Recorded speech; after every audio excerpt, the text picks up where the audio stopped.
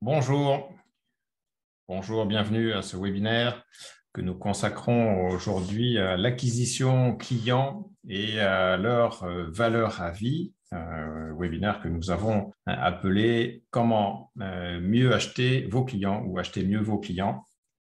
Nous allons voir aussi un certain nombre d'éléments pour améliorer votre valeur à vie des clients et leur coût d'acquisition, qui est un des éléments fondamentaux du développement de l'entreprise ou de son activité commerciale et de sa rentabilité. Alors, on va aborder un certain nombre de concepts que moi j'utilise couramment auprès de mes clients. Je suis Jimmy Beto, coach d'affaires au sein du réseau Action Coach, première franchise mondiale de coaching d'affaires.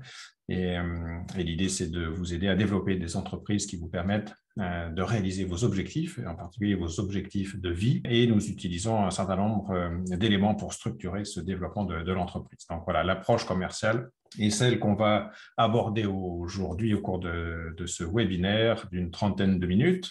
Donc vous allez voir un certain nombre d'éléments. Première partie, lancement de ce webinaire, acheter mieux vos clients, réduire le coût d'acquisition d'un client et augmenter sa valeur à vie. 4 grands thèmes principaux, à savoir la notion de coût d'acquisition client et de valeur à vie. Nous allons aborder quelques stratégies de diminution du coût d'acquisition de vos clients, les stratégies d'amélioration de leur valeur à vie, et nous ferons un tour du côté du plan marketing 10-10. Qu'est-ce que le plan marketing 10-10? Eh bien, vous en saurez plus à la fin de ce webinaire. Et à la fin de ce webinaire, vous saurez également quels sont les leviers d'action à votre disposition pour améliorer la rentabilité de votre activité et développer une clientèle fiable, pérenne et rentable. En tout au moins, c'est mon ambition pour aujourd'hui. Alors, dans quel cadre atteindre cette finalité ou réaliser cette finalité? Eh bien, dans le cadre du développement d'une entreprise.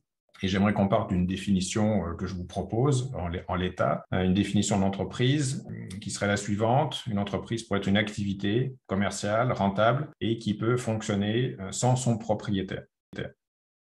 Alors, je ne sais pas si pour l'instant votre activité correspond à cette définition-là. Est-ce que c'est une activité commerciale? Sans doute. Vous avez des biens, des produits, des services à vendre. Est-ce qu'elle est rentable? Je vous le souhaite. Est-ce qu'elle peut fonctionner sans vous, si vous en êtes le propriétaire? C'est vous qui le jugerez en l'instant. Est-ce que c'est un but pour vous, un objectif, une finalité, ou est-ce que ça ne fait pas partie de vos priorités? Mais là encore, je vous laisse maître de votre décision et de votre point de vue. Toujours est-il que dans le cadre de cette définition-là, si on veut aller vers une entreprise de plus en plus performante et qui nous libère du temps, nous, en tant que dirigeants ou en tant que propriétaires, eh bien, il y a différents aspects à respecter, et en particulier le développement d'une clientèle fiable et rentable. Voilà, construire une activité commerciale rentable qui peut fonctionner sans son propriétaire suppose, dans un premier temps, de maîtriser ses ventes. Et vous savez que pour maîtriser ses ventes, eh bien, on va chercher à augmenter le nombre de clients.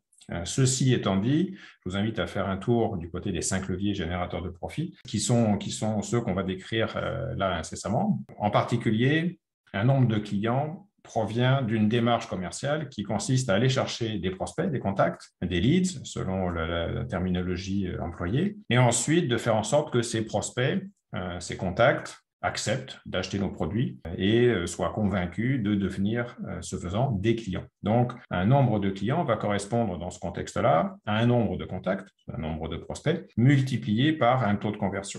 Donc, quand on veut augmenter le nombre de clients, eh bien, on a intérêt à augmenter le nombre de prospects et à améliorer aussi la proportion de ces prospects à devenir nos clients. De la même façon, le chiffre d'affaires, qu'est-ce que c'est? C'est le revenu, c'est le montant total d'argent dépensé par notre clientèle, dépensée au cours de plusieurs achats et sur une valeur moyenne. En l'occurrence, un client va acheter en moyenne un certain montant, c'est ce qu'on appelle le panier moyen ou la valeur moyenne d'une transaction, et il peut revenir plusieurs fois chez nous pour effectuer ses achats. C'est ce qu'on va considérer comme étant le nombre de transactions ou le nombre d'achats. Alors, le chiffre d'affaires va venir précisément d'un nombre de clients qui reviennent plusieurs fois et qui achètent une certaine somme d'argent chez nous. Et donc, on a cette nouvelle équation. Le chiffre d'affaires est égal au nombre de clients multiplié par le nombre de transactions et la valeur moyenne d'une vente. La même chose s'applique pour le bénéfice. Le bénéfice, qu'est-ce que c'est? Eh bien, c'est un chiffre d'affaires multiplié par un taux de marge ou un taux de bénéfice Et quand on travaille bien sur le taux de marge, on peut améliorer son bénéfice. Donc, on a un levier d'action. Donc, les 5 leviers en bleu, nombre de contacts, taux de conversion, nombre de transactions, valeur moyenne d'une vente et taux de marge, sont les 5 leviers marketing à notre disposition pour améliorer notre performance financière ou la performance financière de notre activité.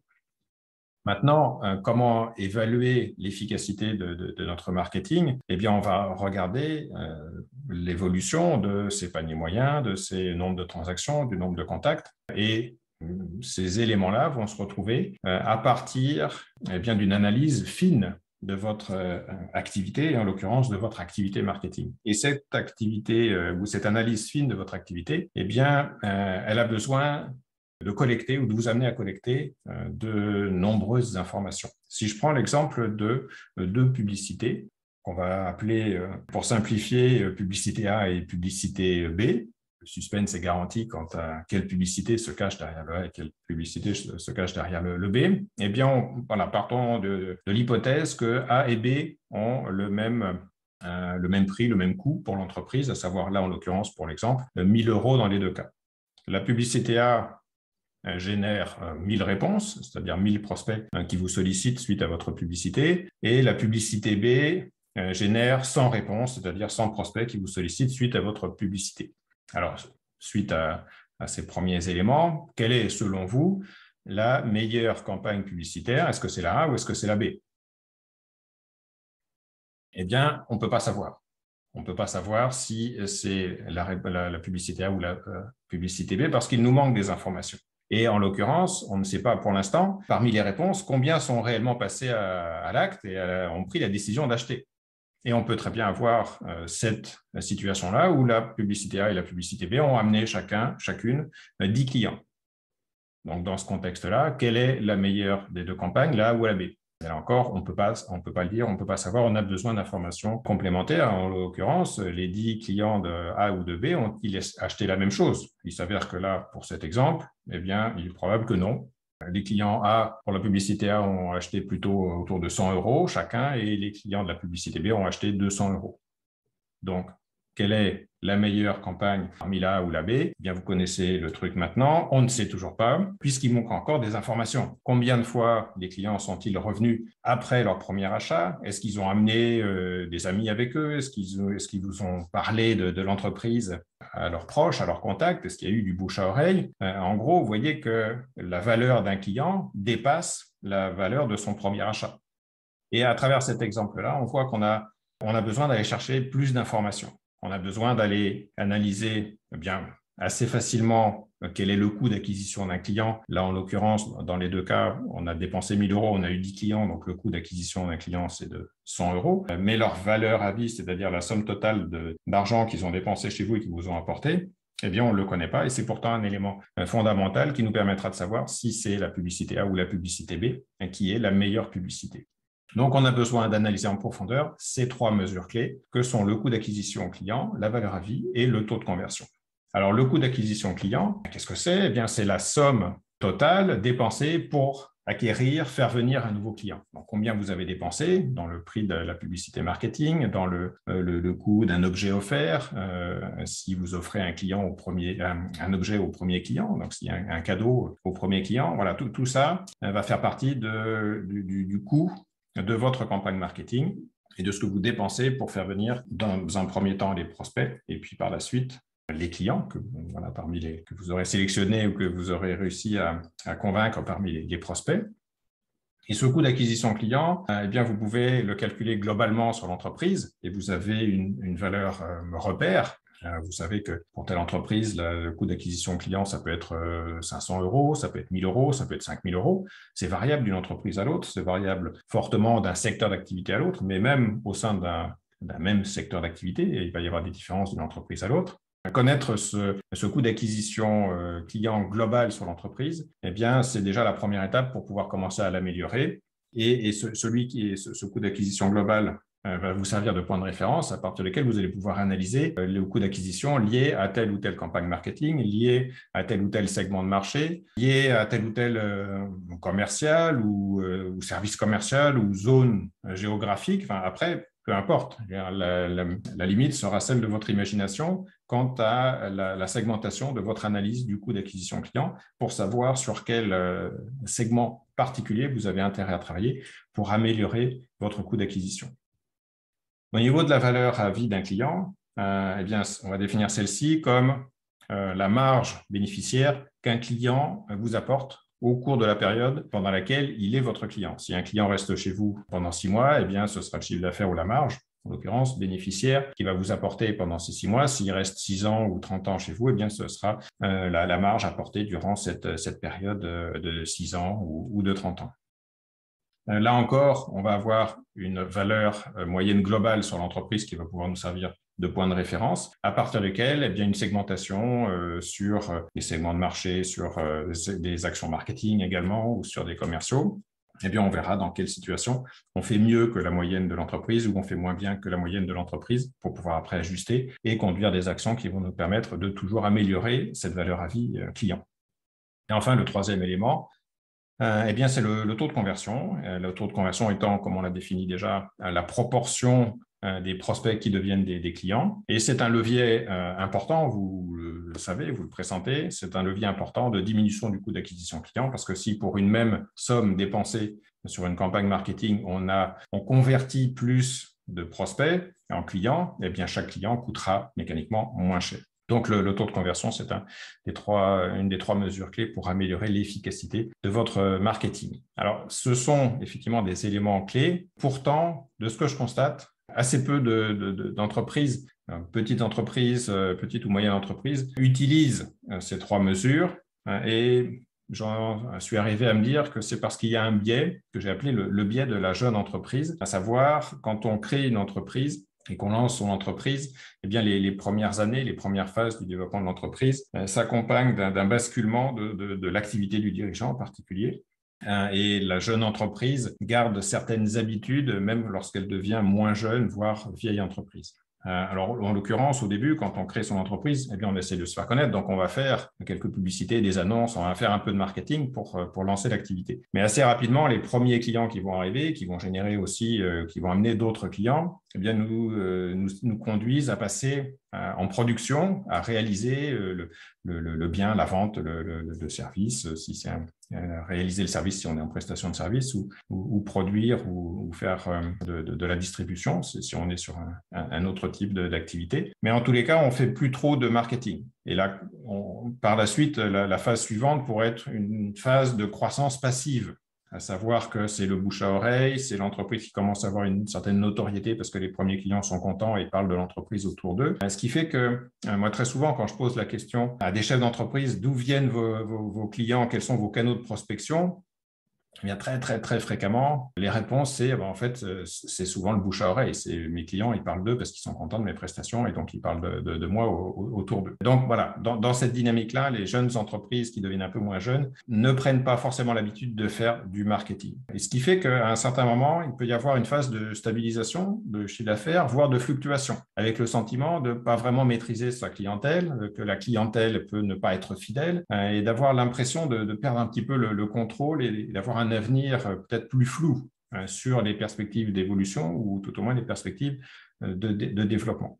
Pour la plupart de ces entreprises, eh bien, acheter des clients ne semble pas naturel. Pourquoi? Eh bien, parce que jusque-là, la plupart des clients venaient par le bouche à oreille sans que l'entreprise ait d'action volontariste de développement de clientèle. Pourtant, si on veut passer un cap dans son entreprise, eh bien, il est nécessaire de s'intéresser au processus d'acquisition des clients et leur valeur à vie pour pouvoir mettre en place des processus qui permettent à l'entreprise, eh bien, quelque part, de générer des clients, donc d'acheter des clients. Et on va voir comment mieux les acheter par la suite. Mais la première étape, c'est déjà d'avoir conscience de ça et de mettre en place des choses pour acquérir sciemment et investir dans l'acquisition des clients. Donc, première étape, coût d'acquisition des clients.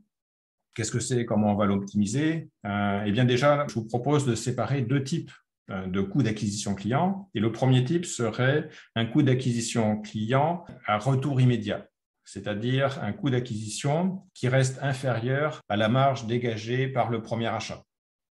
C'est une façon d'évaluer le risque qu'on prend, comme par exemple la mise en place d'une publicité ou d'une campagne marketing. Et on voit que si on a 10 ou 15 ou 20 clients qui viennent, on arrive à couvrir le coût de la campagne marketing. Et on se dit que le risque n'est pas très élevé. Et on sait qu'on peut investir ou dépenser cette somme d'argent sur cette campagne marketing parce qu'elle sera rentabilisée au premier coup, au premier achat des nouveaux clients. L'avantage, c'est qu'effectivement, à chaque vente, eh bien, un nouveau client vient quelque part, où l'ensemble des nouveaux clients qui arrivent couvrent les frais d'acquisition, les frais marketing. Donc, ça donne la capacité financière de réinvestir et de relancer une nouvelle campagne d'acquisition, et ainsi de suite. Donc, à chaque fois qu'on fait une campagne marketing, si on couvre les frais, eh bien, on régénère de nouveau de quoi faire une autre campagne. Et donc, ça nous donne une capacité illimitée, quasiment, de développer la clientèle. Par exemple, si on fait une publicité qui coûte 500 €, qui génère 20 prospects et dont la moitié, 10 deviennent des clients, et que chacun de ces clients dépense ou laisse 100 € de marge, eh bien, on a, suite à cette campagne ou cette publicité de 500 €, on a une marge de 1 000 €. Donc, la campagne est bien rentabilisée dès le premier achat. Alors, je vous invite à considérer la marge brute ou la marge sur coût variable, mais pas le chiffre d'affaires. Alors, dans le cas d'une prestation de service, c'est à peu près pareil parce que souvent, les marges brutes sont autour de 95, 96 ou 97%, voire plus. Dans le cadre de la vente d'un produit, eh bien, il y a des charges qui sont liées à l'achat du produit, du bien, qui sont pas négligeables et il faut les prendre en compte pour pouvoir ajuster le coût d'acquisition et qui reste inférieur à cette marge qui reste une fois qu'on a payé les coûts d'achat de marchandises. Alors, l'inconvénient de se limiter à ce coût d'acquisition à un retour immédiat, on va sous-valoriser notre capacité à faire grandir notre clientèle parce qu'on va attendre d'avoir lancé la première campagne et qu'il y ait un retour sur investissement immédiat pour pouvoir lancer une deuxième campagne. Donc, la rapidité de croissance est limitée car les campagnes sont restreintes. Ça fait que bien, le coût d'acquisition client à retour immédiat est plutôt réservé aux TPE ou PME qui ont des ressources financières limitées.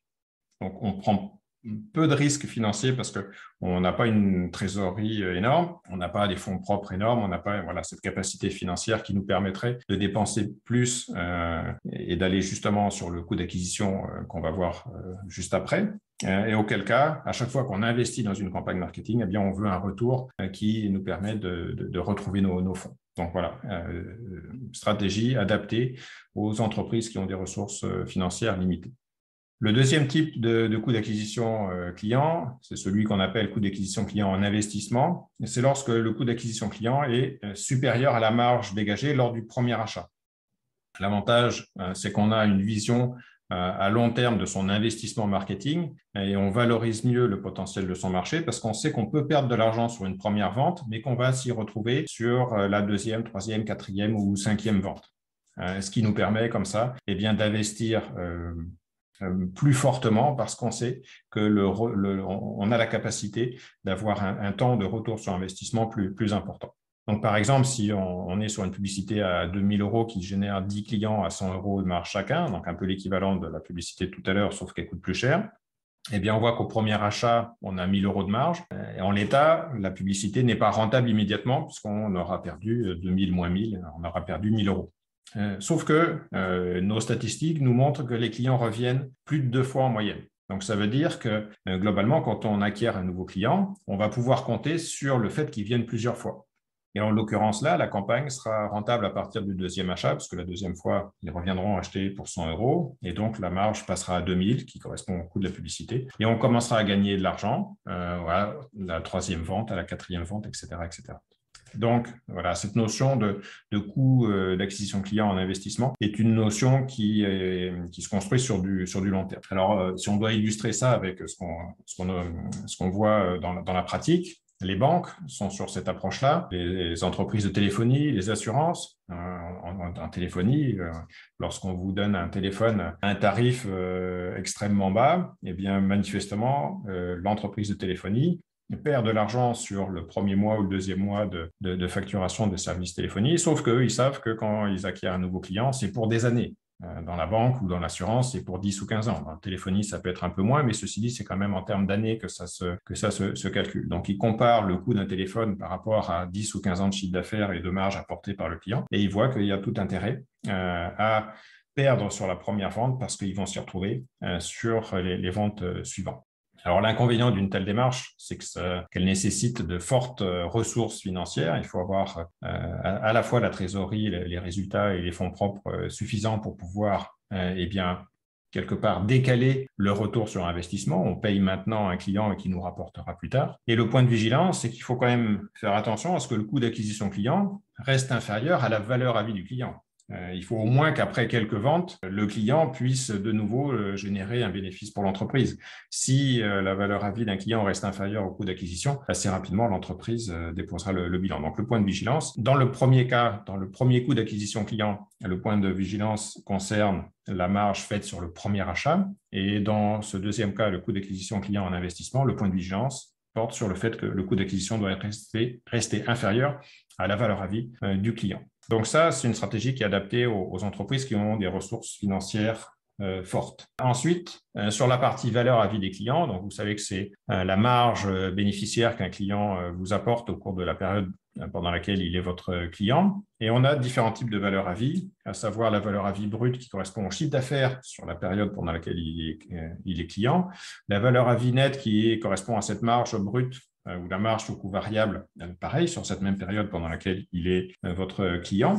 Alors, dans les entreprises de services, valeur à vie brute ou nette sont assez proches. C'est pour ça qu'il y a souvent une confusion et quand on définit la valeur à vie des clients, certains disent que c'est le chiffre d'affaires généré par le client au cours de la période pendant laquelle il fait affaire avec vous.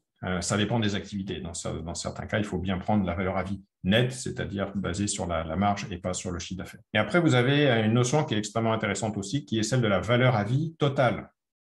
Et la valeur à vie totale inclut les clients additionnels que vos clients vous amènent par le bouche à oreille, par la recommandation.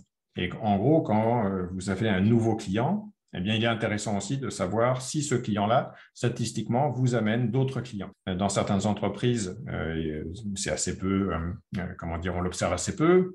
Elles sont rares, ces entreprises-là. Souvent, les clients amènent des amis à eux, des proches. Et donc, c'est le cas la plupart du temps. Et il est intéressant de considérer cette valeur totale quand on investit dans un nouveau client. En fait, quand on investit dans un nouveau client, ce n'est pas seulement dans un client qu'on investit, c'est dans un groupe de clients qui vont être un petit peu ceux apportés par le client qu'on vient d'acquérir. Donc, l'intérêt de connaître la valeur à vie de ses clients, eh bien, ça permet d'évaluer le coût d'acquisition acceptable, que ce soit à retour immédiat ou en investissement. Et ça focalise aussi l'attention de l'ensemble de l'entreprise sur les clients et leur satisfaction. Quand on s'intéresse à la valeur à vie des clients et quand on met en place des stratégies pour améliorer cette valeur à vie des clients, mais forcément, on va aller chercher à améliorer leur satisfaction pour qu'ils restent plus longtemps, pour qu'ils dépensent plus, pour qu'ils en parlent autour d'eux et qu'ils nous amènent encore plus de monde et encore plus de clients. Donc, en gros, on a tout intérêt à mettre en place des stratégies pour faire en sorte que nos clients deviennent des ambassadeurs de l'entreprise, des ambassadeurs de la marque. Et je vous rappelle l'échelle de la fidélité, si vous l'avez déjà vu ou à l'esprit, à savoir que sur notre marché cible, c'est-à-dire les gens qui potentiellement sont en capacité d'acheter nos produits, eh bien on va différencier des catégories de population en fonction de leur niveau de relation commerciale avec nous, avec notre entreprise. À savoir, les suspects sont ceux qui potentiellement pourraient nous acheter quelque chose, les prospects sont ceux qui nous font une demande, ils n'ont pas encore pris la décision, mais au moins ils se renseignent. Les acheteurs sont ceux qui nous ont acheté une fois un produit, les clients, eh bien, ils sont revenus une deuxième fois. Et les membres sont des clients qui viennent régulièrement et qui sentent qu'ils font partie d'une communauté. Et vous allez pouvoir les aider aussi à se sentir membres d'une communauté, la communauté des clients qui vous sont fidèles. Et après, les ambassadeurs, c'est ceux qui vous vendent autour d'eux et qui vous amènent énormément de nouveaux clients. Donc, vos stratégies, plus elles seront spécifiques, plus elles vont vous permettre de faire basculer une personne d'un échelon à l'autre. Si vous essayez de faire passer un suspect directement à l'échelon de membre, il va vous regarder de travers. Donc, les choses se font dans un certain ordre. Et un suspect, vous allez mettre en place des stratégies pour qu'il devienne prospect. Un prospect, vous allez mettre en place des stratégies pour qu'il devienne acheteur et ainsi de suite. Donc, cette partie-là, coût d'acquisition client, eh bien, vous allez pouvoir le retrouver au niveau de vos stratégies qui vont vous mettre en relation avec les suspects et les prospects, mais aussi les ambassadeurs, puisque les ambassadeurs vous amènent des clients gratuitement, en quelque sorte. Donc, pour baisser votre coût d'acquisition client, vous allez pouvoir utiliser cette échelle-là au même titre que vous allez pouvoir l'utiliser pour augmenter la valeur à vie de vos clients. Donc, quelques exemples de stratégies qui vous permettent de dépenser moins pour acquérir vos clients, donc de baisser votre coût d'acquisition client. Eh bien, segmenter et cibler mieux vos prospects vous permet aussi d'avoir un meilleur taux de réponse et donc de limiter vos campagnes marketing à une population plus restreinte en ayant un meilleur retour sur votre investissement. Tout ce que vous allez faire pour mieux connaître vos clients, et en particulier vos clients cibles, quelles sont leurs habitudes, quelles sont leurs attentes, quels sont leurs lieux de travail, de vie, à quel moment vous allez pouvoir rentrer en contact avec eux. Alors, plus vous allez connaître vos clients cibles, plus vous allez pouvoir adapter votre communication, aussi bien en termes de support que de contenu.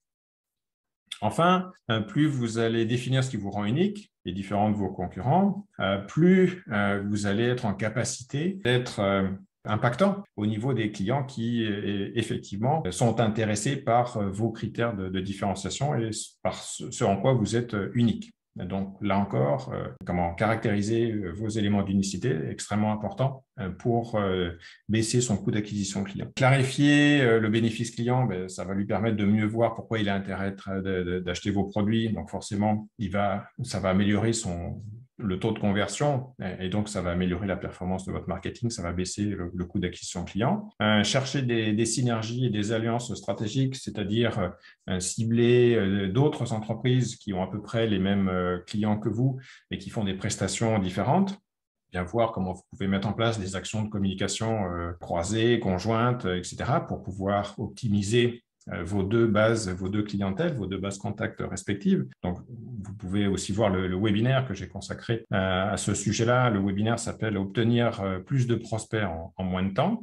C'est un autre moyen de baisser le coût d'acquisition client. Tout ce que vous allez faire pour améliorer votre taux de conversion, des formations commerciales, améliorer votre pitch, vos scripts, améliorer le professionnalisme dont vous faites preuve dans l'accueil commercial. Voilà, tous ces éléments-là seront importants également. Et de manière générale, eh bien, en mesurant votre performance à tous les niveaux, vous allez pouvoir identifier des leviers d'amélioration pour baisser votre coût d'acquisition client. Donc, il y a énormément de possibilités sur cet aspect-là. Au niveau de la valeur à vie des clients, qu'est-ce que vous pouvez faire pour augmenter cette valeur à vie ?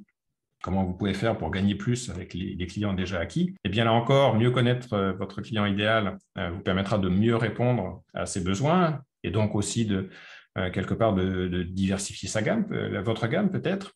Proposer plus de choses, les faire revenir plus souvent en leur proposant des produits complémentaires, améliorer la qualité du service et valoriser mieux vos prix. Vous allez augmenter le panier moyen, donc vous allez augmenter la valeur à vie de vos clients. Vous pouvez créer un kit membre qui permet à vos meilleurs clients de se sentir comme faisant partie de la communauté des clients de votre marque. Vous pouvez fournir plus que ce que vous avez promis. Faire en sorte de toujours surprendre positivement vos clients pour les époustoufler en quelque sorte. Il faut qu'il y ait cet élément de surprise enthousiasmant qui fait que les gens ont vraiment envie d'être avec vous parce qu'à chaque fois, ils ont ce petit plus qu'ils n'attendaient pas. Pour ce faire, vous avez intérêt aussi à définir les moments pendant lesquels il est important d'impressionner vos clients, que ce soit à l'accueil, que ce soit aux anniversaires. Voilà, restez en contact avec vos clients au moins une fois tous les 3 mois. Pour pouvoir toujours renforcer et maintenir le relationnel que vous avez avec eux. Et quand vous analysez les processus de votre entreprise et les moments où votre client peut avoir des contacts avec vous et être en relation avec l'entreprise, eh bien voilà, sur ces processus-là, définissez ceux qui sont extrêmement importants d'un point de vue émotionnel. Voilà, faites en sorte de faire monter vos clients sur l'échelle de la fidélité et d'atteindre tous le statut d'ambassadeur. Une fois qu'ils sont ambassadeurs, eh bien facilitez-leur la tâche, c'est-à-dire quand ils veulent vous recommander auprès de leurs proches, faites en sorte de leur donner les outils, les moyens pour qu'ils le fassent facilement. Donnez un kit de parrainage, invitez-les à venir avec leurs proches sur des ventes privées ou des portes ouvertes voilà, spécifiquement orientées pour vos ambassadeurs et leurs contacts. Voilà, faites en sorte de leur faciliter la tâche et de continuer aussi à les impressionner dans la qualité de vos services. Et là encore, mesurer votre performance à tous les niveaux pour pouvoir toujours améliorer la façon dont votre entreprise entretient le relationnel avec ses clients. Pour faire ça, vous voyez que vous avez un certain nombre de stratégies, mais l'idée, c'est d'orchestrer vos stratégies à travers un plan marketing. On recommande, c'est un plan marketing 10-10. Le principe, c'est d'avoir 10 stratégies qui génèrent chacune 10% du résultat attendu. Donc, à chaque fois que vous attendez un résultat particulier, que ce soit sur la prospection, sur la valeur à vie d'un client, sur le coût d'acquisition, eh bien, mettez en place 10 stratégies pour que chacune de ces stratégies concourt à 10% du résultat attendu. Et vous pouvez appliquer ce concept à tous les domaines du marketing, et en particulier les 5 leviers marketing qu'on a vus en début de webinaire. Voilà, sur chacun de ces 5 leviers, quelles sont les 10 stratégies que vous allez pouvoir mettre en place dans votre entreprise qui vont vous permettre de maîtriser votre activité marketing. La différence entre vente et marketing, c'est pourrait être illustré de la façon suivante. La vente, c'est l'acte qui consiste à convaincre un prospect d'acheter vos produits. Donc, en gros, au cours d'une vente, vous pouvez acquérir un client. Par contre, le marketing, c'est le levier qui vous permet de vous mettre en face de beaucoup de prospects. Donc, c'est un levier marketing qui va vous permettre non pas d'avoir un client, mais d'avoir 100, 1000, voire plus clients. Donc, le marketing, c'est vraiment un levier de développement incontournable. Et pour qu'il fonctionne, pour que le marketing fonctionne, il faut réellement construire ce plan marketing. Il faut aller faire des recherches d'informations. Il faut analyser. Il y a une vraie réflexion stratégique qui doit être suivie, bien sûr, d'actions concrètes pour développer l'entreprise dans une démarche globale. Donc, un marketing efficace se planifie. Voilà pour le webinaire d'aujourd'hui. Et pour conclure, j'aimerais juste rappeler les éléments essentiels pour que vous puissiez développer un meilleur marketing chez vous. Pour acheter mieux vos clients, commencez par connaître vos chiffres. Je pense que c'est un des éléments fondamentaux et définissez jusqu'à quel niveau de finesse vous avez besoin d'aller pour pouvoir améliorer votre marketing. Commencez global et puis affinez par la suite. Définissez le coût d'acquisition client que vous pouvez vous permettre de suivre. Est-ce que ce sera celui avec retour immédiat ou est-ce que au contraire, vous êtes en capacité d'investir sur du long terme? À vous de le calculer et de le définir. Allouer un budget marketing pour développer votre clientèle et puis ensuite faites en sorte de valoriser et d'optimiser votre budget. Faites monter vos clients sur l'échelle de la fidélité pour accroître leur valeur à vie et puis aussi la valeur de votre entreprise. Plus vous avez une clientèle fiable avec des éléments concrets qui montrent qu'il y a une valeur sûre de cette clientèle, eh bien plus ça va se reporter sur la valeur de votre entreprise. Voilà pour ces différents concepts. Un coût d'acquisition client et valeur à vie. Je reste à votre disposition pour toute question que vous pourriez avoir, soit maintenant, soit en commentaire du webinaire, soit par mail. Vous pouvez me contacter, notamment à cette adresse mail gibetto@zenessor.fr. Merci à vous. J'espère que vous avez tirer de nombreuses idées d'optimisation de votre marketing et je vous encourage à les mettre en application et à développer un marketing de la performance et de la performance commerciale. J'attends votre retour. Je vous souhaite une belle journée, une belle semaine, un beau mois, une belle année et je vous dis à bientôt. Au revoir.